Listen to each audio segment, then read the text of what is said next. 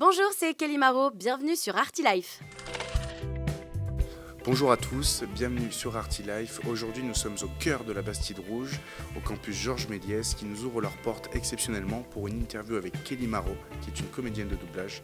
L'interview sur Arty Life, tout de suite. Bonjour Kelly, comment vas-tu ? Ça va bien, et toi ? Ça va très bien, c'est un plaisir de te recevoir aujourd'hui. Merci. Donc tu es une doubleuse française qui a fait des voix iconiques, comme Sansa Stark dans Game of Thrones. Tu as fait toutes les saisons, pratiquement. Exactement. Voilà. Oui. Parce qu'elle est quasiment dans tous les épisodes de la série. J'ai vu qui montait sur le trône à tout le monde. Ça, c'est plutôt incroyable, je dois dire. Et tu as fait justement donc Jennifer Lawrence aussi dans Hunger Games. Ma première question, c'est quand as-tu débuté le doublage ou le chant ? Alors, ça a démarré déjà par du tournage, parce que j'ai commencé à l'âge de 5 ans, dans La Crise de Colin Serrault. Et ensuite, j'ai beaucoup tourné petite, parce que j'ai tourné après ensuite avec Jacques Villeray et Anne Romanoff et dans d'autres films avec Mathilde Seigner, etc. Et le doublage est venu à 6 ans avec le chant. Ce qui est plutôt jeune. Ce qui est plutôt jeune, je savais à peine lire. En fait, on me lisait les phrases et on me tapait sur l'épaule pour démarrer. Ok. Et après, j'ai su quand même très vite lire parce que, à force d'en faire... T'avais pas de choix. Les yeux, c'est-à-dire que ça s'habitue. Les yeux s'habituent, t'as la technique et voilà. Donc... Colin Serrault, que tu as revu il y a quelques semaines maintenant, au festival à Paris. Du cinéma, le Vincennes Ouais. Film Festival.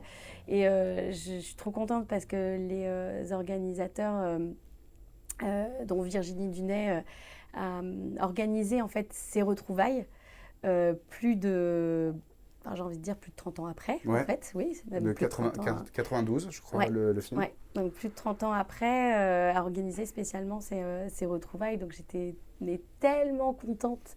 Il y avait tellement d'émotions en fait quand je l'ai revu, parce que je ne l'avais jamais revu depuis La Crise. Et puis ça restera gravé à vie parce que c'est mon premier tournage. Donc c'est vraiment... Quand tu étais enfant, ouais. Oui, et un premier tournage, ça reste gravé parce que ça aurait très bien pu aussi ne pas me plaire. Et du coup, tout se serait arrêté. Et ça m'a donné envie de continuer, justement, ce tournage, parce que c'était super bien passé, parce que Colin elle est incroyable. Et ça m'a vraiment donné envie de continuer à faire ce métier. Et tu étais au courant, justement, qu'elle allait venir et qu'ils allaient faire les retrouvailles ou Oui. Tu l'as appris ? Ah oui, Non, ok. non, moi j'étais au courant, c'est Colin qui n'était pas au courant. D'accord. C'était la surprise. Là, j'étais au courant et j'avais encore les photos du tournage et tout. Donc on lui a montré les photos et tout. Donc c'était chouette ce moment. Et est-ce que c'est tes parents qui t'ont emmené vers le doublage ou vers les cours de chant, tout ça, ou c'est vraiment une initiative de toi quand tu étais enfant ? Non, en fait, c'est mon frère et ma sœur qui ont 14 et 10 ans de plus que moi. Je suis la dernière. Et en fait, je les voyais, ils tournaient, ils jouaient au théâtre. Et je les voyais faire, et moi j'étais petite, et j'essayais de faire comme eux en fait, et j'essayais même de les dépasser.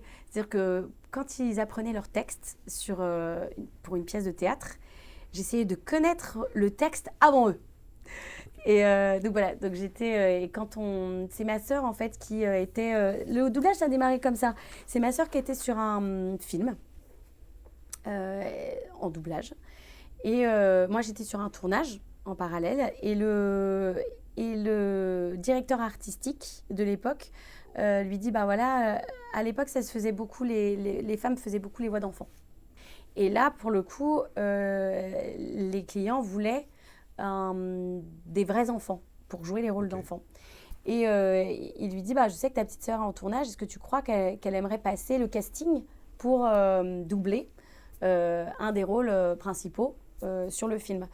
Et à l'époque, il n'y avait pas de portable, c'était des téléphones, tu vois. Voilà. C'était plus compliqué. Et elle lui dit, écoute, tu lui demandes et on verra bien si elle te dit oui. Et quand il m'a demandé, j'avais des étoiles dans les yeux, je voulais faire comme eux. Et du coup, je dis oui, je veux passer le casting. J'ai passé le casting, j'ai été choisie. Et Après, voilà, ça s'est enchaîné. Casino, Titanic. Ouais, toutes les petites filles dans les années 90. C'est quand même incroyable. Casino, Titanic, Independence Day, Volcano, le Pic de Dante, énormément. C'est quand même des films que tout le monde regarde. Ouais. Ça doit être génial d'avoir ça sur ta carrière, quoi. Ouais, tu dois être ravi. Ouais, non, c'était chouette. C'était chouette. Et puis, des bons souvenirs aussi, parce qu'on a tous commencé enfant, avec Adeline, Donald, Dorothée, Christophe, Alexis. Vous connaissiez tous depuis enfant?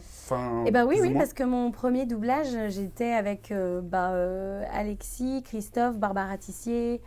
C'était d'ailleurs Barbara Tissier qui me lisait les phrases. Avant, qui me lisait les phrases pour les dire après. Et donc oui, on se connaît tous depuis plus de 30 ans. Donc le doublage, c'est quand même une grande famille au final. Oui, ouais. Je trouve que c'est, de ce que tu me dis, hein, ça reste quand même plus familial que le cinéma. Le cinéma, ça change tout le temps. Là, c'est vraiment... Oui. Alors après, il y en a qui n'ont pas continué. Hein. Il y en a d'autres qui étaient... là enfant, mais qui n'ont pas forcément continué parce que ça leur plaisait plus, ou parce que il faut être tout le temps, il faut toujours se remettre en question, être en évolution aussi dans son interprétation. Donc il y en a qui n'ont pas forcément continué parce que justement après, quand on passe à l'adolescence, on nous donne quand même des rôles beaucoup plus difficiles à jouer. Et voilà, il faut être au niveau et évoluer. Surtout pour les hommes, ça doit être plus compliqué pendant l'adolescence avec le fait de muer, tout ça. Exactement.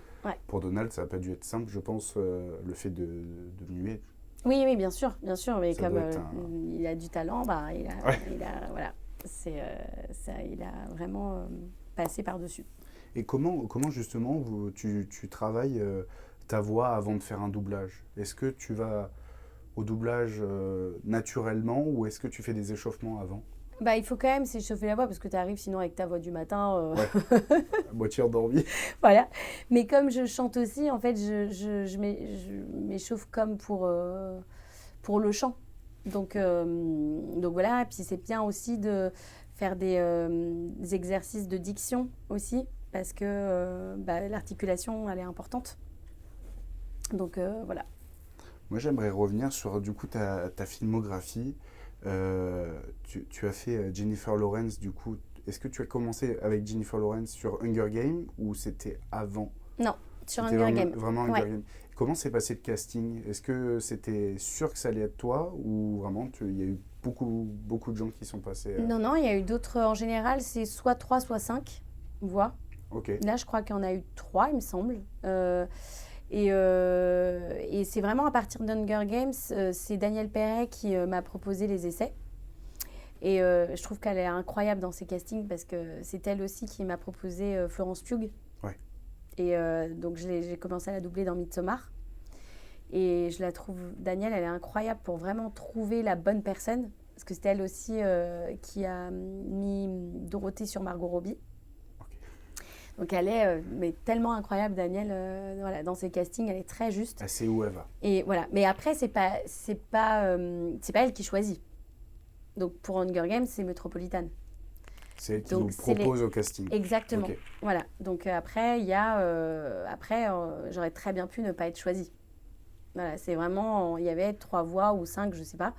Mais et après, c'est vraiment le client avec bien sûr le directeur artistique, parce que s'il n'est pas forcément d'accord, il y a discussion. Mais voilà, c'est vraiment le client et le DA. Et donc, tu as fait les 3 Hunger Games. Et après, tu as fait Happiness Therapy, qui est un film que j'aime particulièrement. Et je voulais savoir, Jennifer Lawrence a gagné un Oscar sur ce film-là d'interprétation féminine. Est-ce que tu as reçu un prix pour ton interprétation en doublage? Non, j'aurais trop aimé.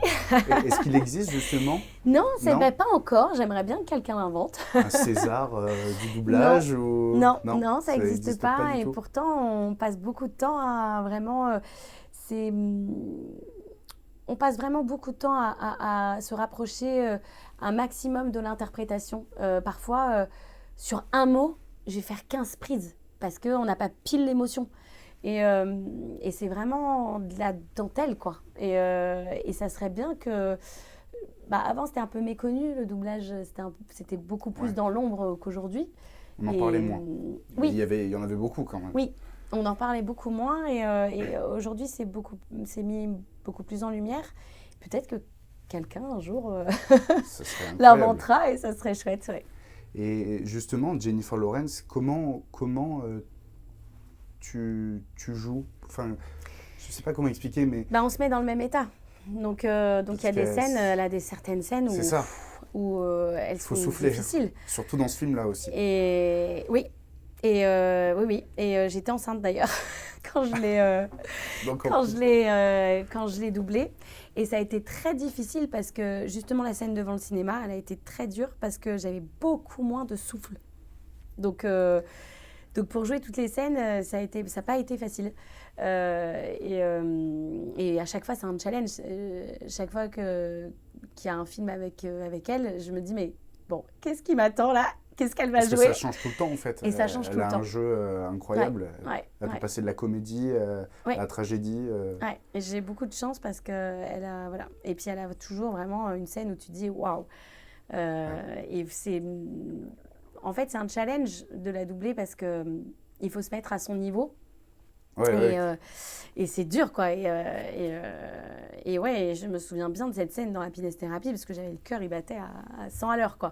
Parce qu'on se met dans le même état. Hein. Parce qu'il faut... Sinon, si on... Oui, vous ressentez les mêmes émotions. On ne peut pas tricher. Presque. Voilà, on ne peut pas parce que si on triche, en fait, on est en dessous de l'image. Ça se voit tout de suite. Donc, et puis, on les refait plusieurs fois. On ne fait pas les scènes qu'une fois. Donc, sur Hunger Games, par exemple, la scène avec Prime, je me suis cassé la voix.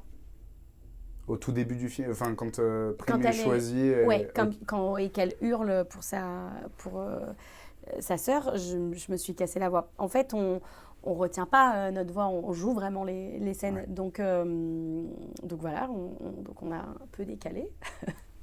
La fin du tournage. La fin du doublage, mais sur Hunger Games, je me suis cassé la voix. Et justement, sur les films comme Happiness Therapy et Hunger Games, est-ce qu'à l'écran, vous avez tout le film qui est fini ou non. Comment ça se passe ? Alors, pour Game of Thrones, c'était terminé. Mais non, pas forcément. En plus, on a vraiment pour les clauses de confidentialité, il y a un trait au milieu avec le nom, par exemple, des majors au milieu, enfin voilà, pour le piratage. Okay. Donc, on n'a pas forcément des copies c'est souvent en noir et blanc d'ailleurs, on n'a pas forcément la couleur. Et parfois... comme Star Wars ou des Marvel, on n'a pas forcément le film terminé. Donc, ou carrément où ils cachent. Donc pour Star Wars, par exemple, j'avais un rond. En fait, tout le reste était flouté. Et j'avais juste le rond avec la tête de la comédienne que je double, qui est Rose Tico. Et je ne savais pas, à un moment, en fait, je ne voyais rien. Il y avait Finn qui me parlait et j'étais dans le vaisseau, là c'est le moment où elle pleure, et en fait, je ne savais même pas où j'étais. Donc j'avais juste le rond et je me dis, mais en fait, je suis où ? Qu'est-ce que je fais ? Je parle à qui ? Il est où par rapport à moi ? Est-ce qu'il est à côté de moi ? Est-ce qu'il est un peu plus loin ? Donc on suit vraiment à ce qu'on entend. Mais c'est vrai que ce n'était pas facile parce que vous n'avait rien. Vous n'avez même pas de scénario en plus du non, film et on ne voit pas le film avant. Américain ou... Non, on ne voit pas le film avant. Donc, on ne sait pas. Après, certains films, j'ai pu les voir avant parce que quand c'est un peu compliqué, on a quand même les projections. Et on peut demander à les voir. Quand c'est un peu plus basique, on va pas voir chaque film parce que ça prend du temps quand même. Mais, et toute une organisation. Mais oui, par exemple, Dune, je l'avais vu avant. J'avais vu en décembre, le film était sorti en mars. Et j'avais eu la projection parce que je me souviens, je suis arrivée sur le 2. Je n'avais pas vu le 1. Et là, quand je suis arrivée sur le film annonce, alors là, les Bene Gesserit et là, j'avais tous les mots à dire. Là, je me disais, mais Je ne comprends rien à ce que je dis. Ah, Dune, ça devait être compliqué, justement. Ah oui, je comprenais rien sur le film annonce et tout. Alors, on m'expliquait. Je dis, ah ouais, il faut vraiment que je regarde le premier parce que là, je comprends rien. Donc, pour le film, j'ai regardé le premier avant d'avoir la projection du 2. Et je suis tombée fan des films. Donc j'ai vu le 1, ah ouais, magnifique. Et là j'avais trop hâte justement après d'avoir la projection du 2. Et après, voilà. Et après quand je l'ai doublé, le 2, j'avais compris tout l'univers, quoi. Mais c'est vrai que ça aurait été compliqué de ne pas le voir avant, par contre, pour le coup. Mais même si tu as compris l'univers, les mots, ils sont ah oui, ils sont pas faciles. Hein. Même moi, en tant que spectateur, il faut vraiment le regarder peut-être 2 fois Dune 1 pour vraiment le comprendre, même le 2. Ouais. Parce qu'en plus, Florence Pugh, je crois qu'elle arrive à la fin du film, du 1, mais elle parle pas, il me semble. Elle est au début, non, elle est au début. C'est elle qui raconte l'histoire, dès le début. Mais je trouve ça hyper compliqué pour tous les comédiens. Ouais. Ah oui, il y a des films qui sont un peu compliqués, donc c'est bien de les voir avant. Et justement, sur ce genre de grosses productions comme Thunderbolt par exemple, ou même Dune, est-ce que les comédiens de doublage jouent en même temps, ou c'est chacun sa partie, ou dans une pièce Parce que je sais que les Américains, pour Kung Fu Panda par exemple, Jack Black faisait les scènes avec Angelina Jolie. Est-ce que c'est pareil en France ou pas du tout? Alors, on essaie un maximum d'être à 2, mais on n'est pas plus de 2. Surtout sur les films, on essaie vraiment de jouer avec l'autre. Donc souvent, on est à 2. Mais après, pour des soucis parfois de disponibilité, il n'y a pas de choix et parfois, on est tout seul. Mais on ne sera pas plus de 2. Et 2, c'est vraiment pour les scènes, par exemple dans Happiness Therapy avec Bradley Cooper. Oui, et parfois on le fait quand même malgré tout en piste. Parce que si, par exemple, on parle en même temps, on ne pourra de toute façon pas le faire ensemble. Pour des questions de mixage, après. Donc même si on est là tous les deux, en fait, on aura chacun sa piste malgré tout. Ça doit être hyper compliqué du coup pour le sondier du coup de mixer les 2 voix si vous parlez en même temps dans le film.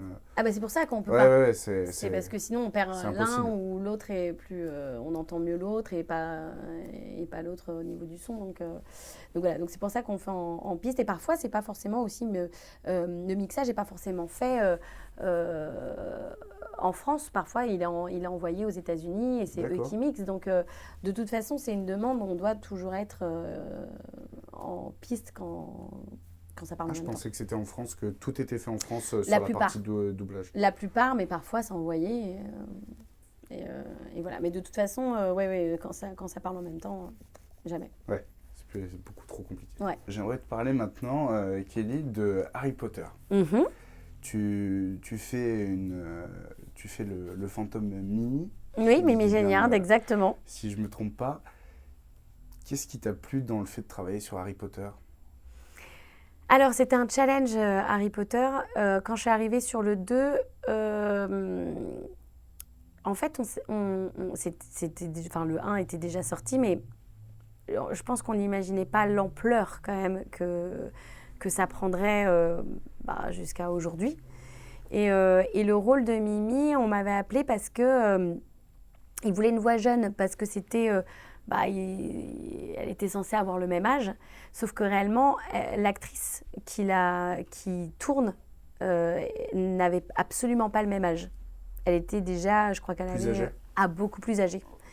Et le rôle était un peu compliqué parce que il était assez dur à faire parce que ça partait dans les aigus. Elle crie beaucoup.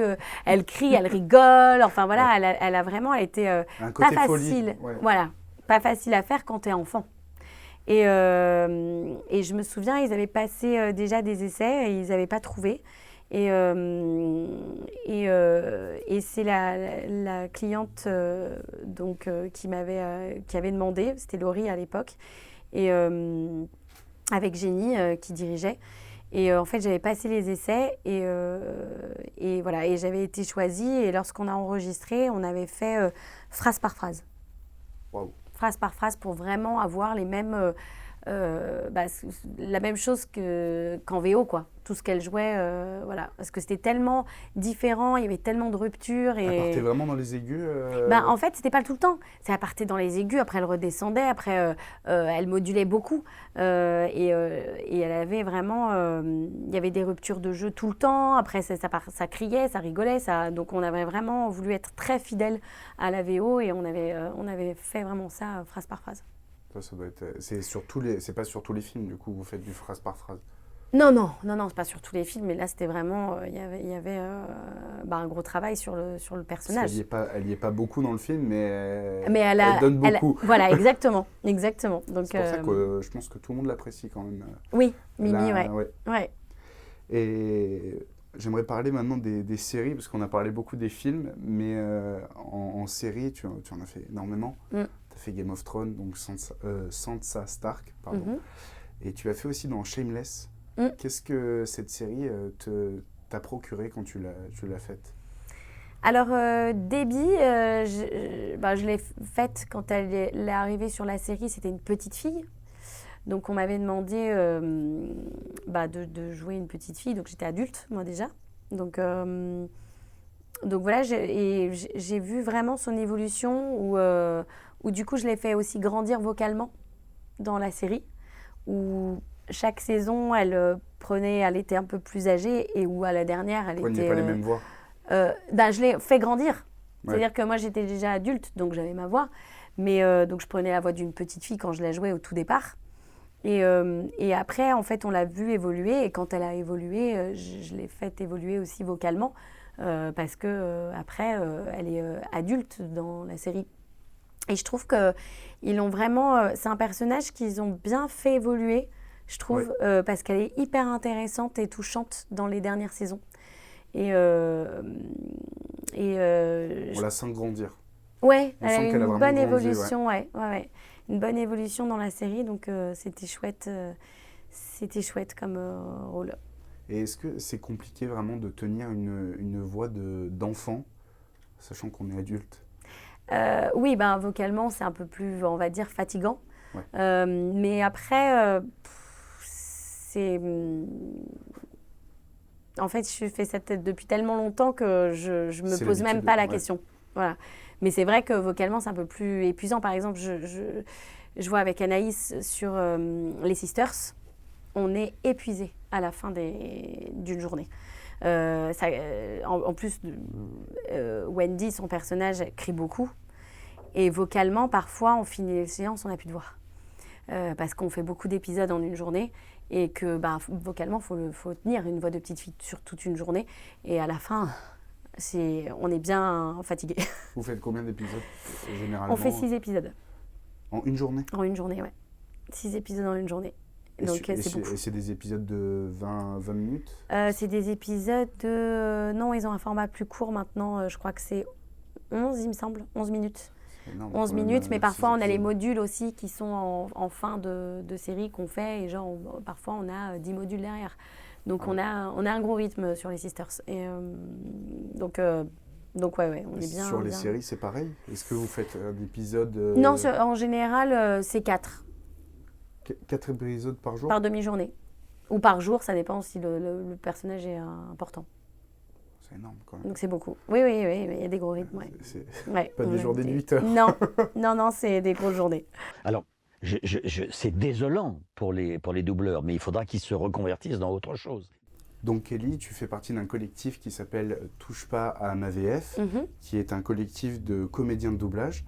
Et il y a peu, il y a Christian Clavier qui a dit dans une interview de Combini, donc je vais lire la phrase, il a dit une phrase que je trouve assez alarmante, et j'aimerais bien que tu y reviennes dessus après. Il a dit « C'est désolant pour les doubleurs, mais il faudrait qu'ils se reconvertissent dans d'autres choses ». Qu'est-ce que tu en penses de cette phrase ? Je suis tellement contente qu'on me pose la question parce que j'aimerais bien y répondre exactement. Déjà, j'ai envie de lui dire, on fait le même métier en fait. Donc se reconvertir dans quoi? On est comédien à la base. Donc en fait, s'il n'y a plus de doublage, on va tourner, on va être au théâtre, enfin ce qu'on fait dès le départ quoi. Donc on est en fait on a le même métier. Donc se reconvertir, c'est quand même incroyable de sortir déjà cette phrase. Pour moi, c'est irréel. Et d'autre part, je trouve qu'il a oublié en fait vraiment la base de ce métier, je pense. Parce que quand on voit qu'il a pris une enveloppe donc en IA pour jouer en fait le rôle de la mère, on se dit mais en fait tu n'as même pas en fait pris la peine de jouer ton rôle, de te grimer justement, ce qui aurait été tellement plus drôle si lui avait été comme Madame Doubtfire en fait. Parce qu'on joue différemment. La base du métier de comédien, c'est vraiment d'interpréter différents personnages, mais de les interpréter aussi avec les accessoires qui vont avec le maquillage. On va jouer différemment quand, je sais pas, tu as une paire de talons et tu joues le rôle de la mère. Il y a tout un ensemble, en fait. C'est comme au théâtre. Donc, en fait, il a déjà oublié la base de ce métier. Où justement, c'est d'interpréter et de se mettre dans la peau d'un autre personnage. Donc là, en fait, il n'a même pas pris l'effort. C'est juste, il a fait du clavier avec sa tête et voilà, et je joue tout pareil. Et au lieu de vraiment faire un gros travail, un super travail comme tu vois, dans Madame Doubtfire, comme Austin Powers, il a interprété mais tellement de personnages et grimé. Et puis aussi, ça enlève quand même un super métier. Tu vois que les maquilleurs FX, on n'en parle pas assez, mais en fait, ils font un super travail. C'est incroyable. Et ne pas se donner la peine, je trouve, d'interpréter ce personnage, mais en fait, voilà, c'est quand même assez étonnant parce que ça remet vraiment toute la base du métier. Donc oui, j'ai été très, très étonnée et je pense que le public n'a pas envie de voir ce genre de film non plus, parce que je suis très contente, il a fait un flop, ce film, puisque au première semaine, je crois, 5 jours, 13 000 entrées. Oui, au bout de 5 jours, 13 000 entrées pour 430 salles. C'est un énorme flop. Et donc, je suis contente parce que le public n'a pas suivi et veut de la qualité. Voilà. Et n'a pas envie d'IA. Comme le Comte de Monte Cristo, c'est ce qu'ils ont eu. Le Comte de Monte Cristo, Pierre Ninet, il se maquille, il se vieillit, après il devient jeune, après... Il joue vraiment un vieil homme, un jeune. Oui. C'est ça qui a fait que le film aussi, je pense. Ouais, voilà. C'est ce qui a fait le succès parce qu'il joue. Voilà, on peut pas la base du métier. Il joue vraiment et il interprète un autre rôle en étant maquillé, en ayant tout, même les vêtements, enfin la base en fait du métier de comédien. Donc je suis assez contente que le film ait vraiment pas marché et qu'il ait fait un flop. Voilà. C'était le coup de gueule. Mais surtout que moi je trouve que ce que tu dis est hyper intéressant parce que dans le monde du cinéma, américain aussi, en France il y en a beaucoup, mais américain, Jim Carrey, Robin Williams, c'était des gens qui se transformaient mais constamment. Oui, mais pourquoi on les aime ? C'est parce qu'ils amènent quelque chose, ils amènent leur personnalité, leur touche quoi. Et pourquoi on préfère l'émotion, tout en fait quand ils interprètent leur personnage. Pourquoi on préfère Jim Carrey plutôt qu'un autre acteur ? C'est parce que c'est ce qu'il y amène en fait dans chaque personnage. Il y a une sensibilité, une émotion, un bagage, son expérience de vie aussi. Donc c'est pour ça qu'on l'aime.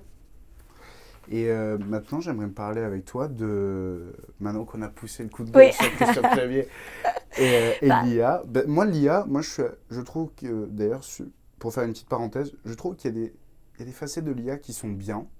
Par exemple, sur Irishman, rajeunir De Niro et Al Pacino et Joe Pesci, je trouve ça bien. Mais bon, vu qu'ils sont âgés, ça se ressent que c'est compliqué à jouer. Mais sur ce point-là, je trouve ça bien. Je trouve qu'il y a des trucs qui marchent. Même Harrison Ford sur le dernier Indiana Jones. Après, pour moi, c'est pas forcément aussi normal de privilégier l'IA que vous. Enfin, que tout comédien, en fait. Oui, je pense qu'il faut vraiment cadrer. Et je pense qu'il y a aussi le phénomène où il y a beaucoup de curiosité parce que c'est nouveau. Et donc forcément, tout le monde fonce dans l'IA parce que, oui, voilà, il y a la curiosité. Mais après, le public, je pense qu'une fois le phénomène un peu IA, une fois qu'on a testé et qu'on voit vraiment que c'est... Enfin, moi, je trouve que ça ne marche pas. Ouais. Et on va peut-être revenir à la qualité et de se dire, en fait, c'est nul, quoi. Et j'espère que le public voit la différence. C'est ce que veulent faire Disney aussi avec la 2D. Ils veulent repasser à la 2D parce que les gens ont râlé que la 3D Oui. Ça ne marchait pas. Enfin, oui, voilà. Ça ne marche pas tout le temps. Ils veulent revenir aux bases, les bases. Oui, voilà, à la base. Donc on a envie, et puis heureusement, on a une exigence où on veut... il y a beaucoup de contenu et on veut maintenant, on veut de plus en plus de qualité. Et j'espère que c'est ce qui va primer par rapport à l'IA. Tu as créé avec Dorothée Pousseau une magnifique école de doublage qu'il y a à Cannes, à Paris et maintenant à Los Angeles, qui s'appelle la Dub School Academy. Est-ce que tu peux nous en parler ? Oui, alors Dub School, on l'a créée avec Dorothée Pousseau. C'est notre bébé. En fait, pour vraiment transmettre. Ça fait plus de 30 ans qu'on fait ce métier avec Dorothée. Et on avait envie en fait de dénicher déjà des nouveaux talents et puis de transmettre un savoir-faire, de former comme on a été formé. Et voilà, et puis de dénicher des pépites et les lancer. Et pour nous, c'est nos poulains. Et quand ça marche pour eux, en fait, on est aussi contente qu'eux et d'ouvrir aussi les portes parce que c'est comme ça aussi qu'on ouvre les portes et qu'on rencontre des directeurs artistiques et qu'on peut accéder au métier. À l'époque, ça devait être plus compliqué. À l'époque, c'était plus compliqué, oui. Et surtout maintenant, avec les clauses de confidentialité, on ne peut plus venir sur un plateau comme on veut.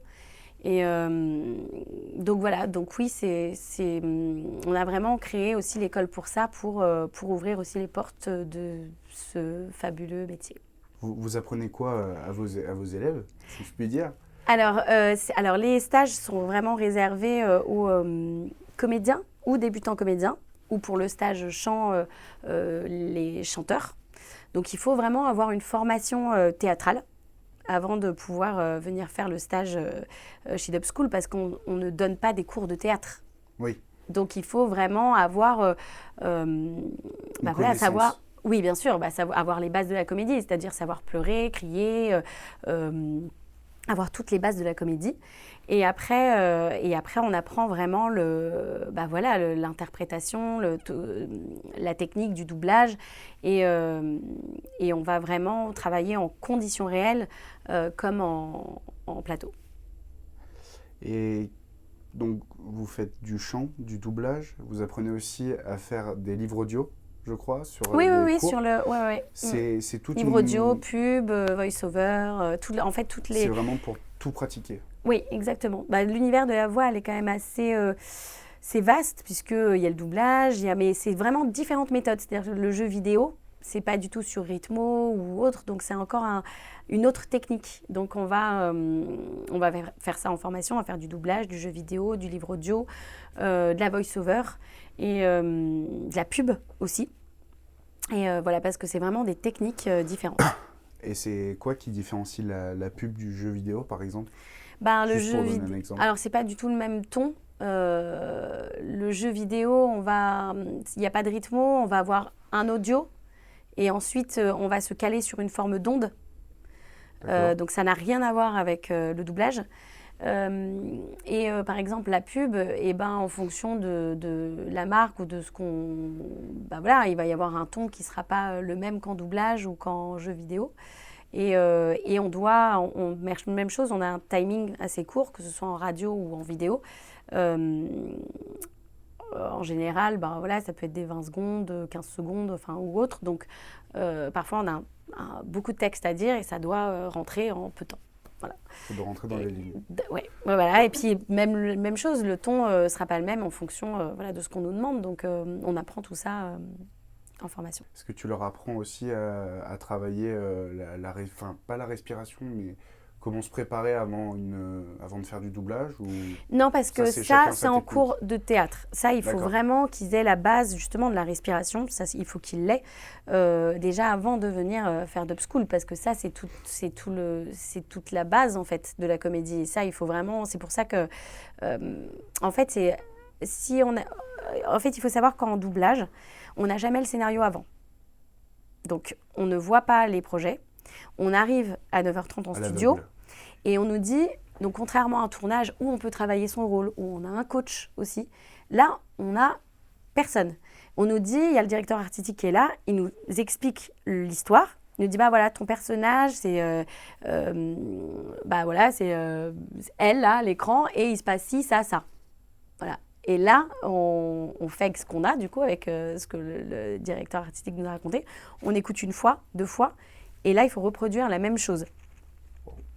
Donc, c'est vraiment un challenge, parce que du coup, parfois, on nous donne des scènes, on se dit, waouh, pour 9h30, c'est un peu, voilà.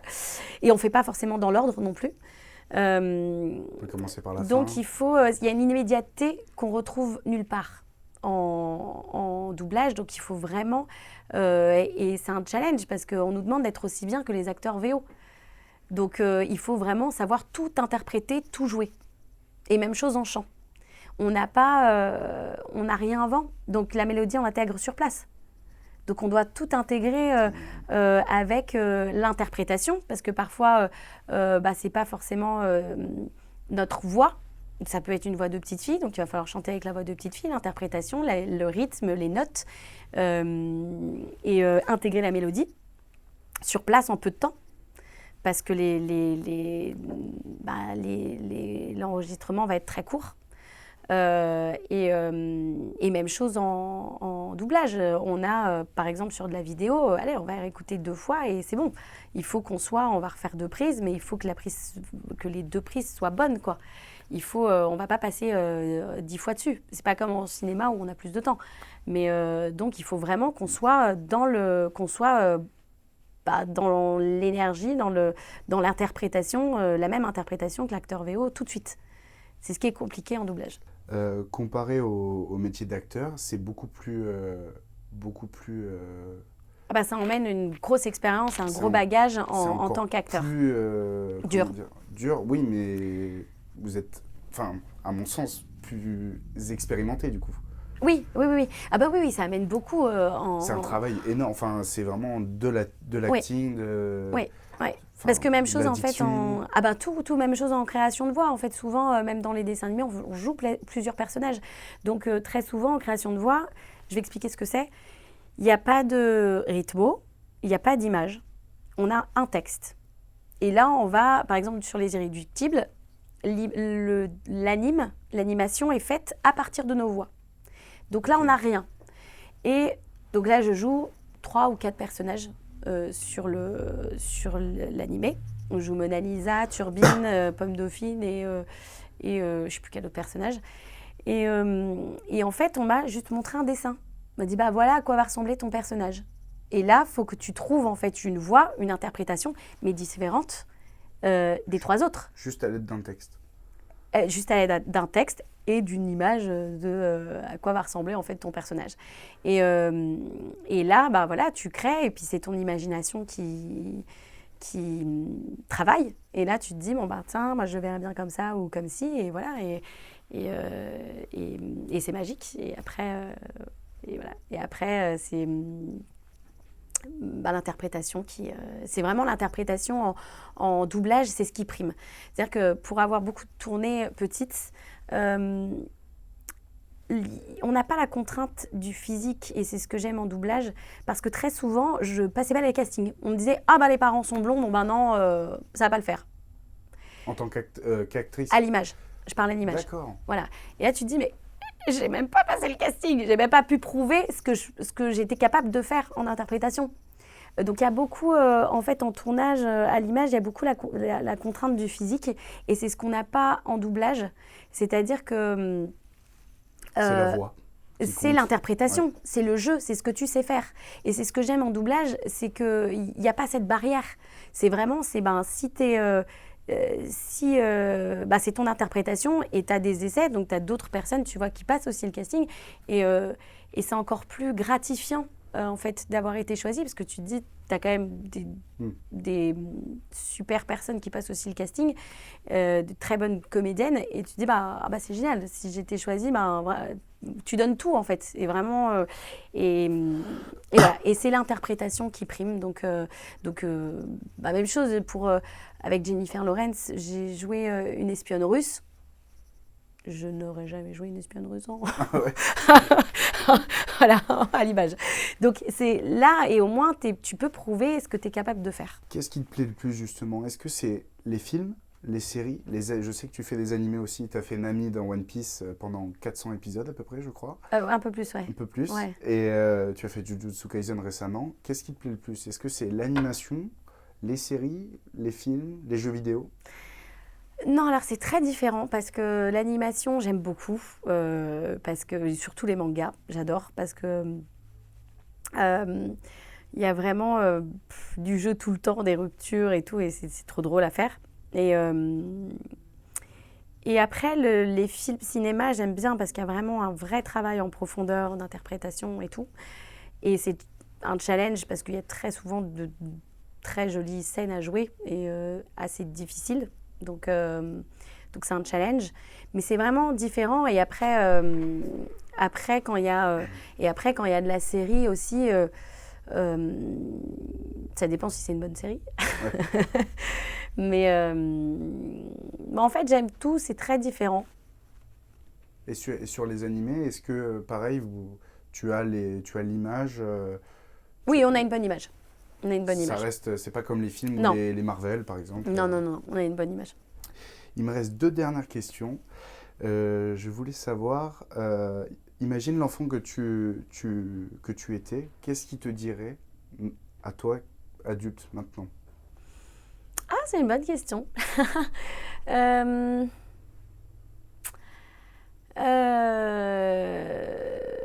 me la suis jamais posée.